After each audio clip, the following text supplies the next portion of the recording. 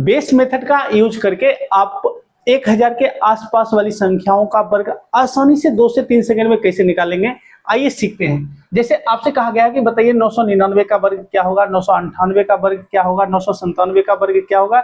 इसी प्रकार से आपको किसी भी संख्या का वर्ग निकालना हो जो जिसका बेस 1000 हो, आप आसानी से निकाल पाएंगे। आपको सबसे पहले ये देखना है कि 1000 से कोई संख्या कितना कम है। जैसे 999 1000 से कितना कम है, आप कहेंगे 999 1000 से 1 कम है। जितना कम है आप उसका वर्ग करेंगे, 1 का वर्ग करेंगे 1 होगा, लेकिन आपको 2 अंकों में लिखना होता है।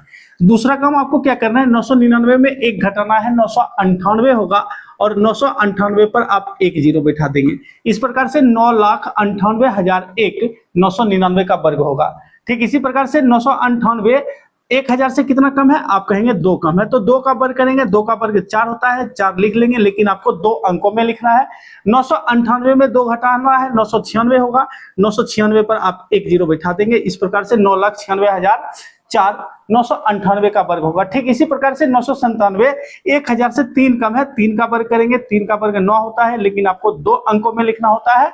अब 997 में 3 घटाएंगे, 994 होगा और 994 पर आप 1 जीरो बैठा देंगे। इस प्रकार से 9,94,009 997 का वर्ग होगा। तो इस बेस मेथड का यूज करके आप आसानी से किसी भी संख्या का वर्ग निकाल सकते हैं। धन्यवाद।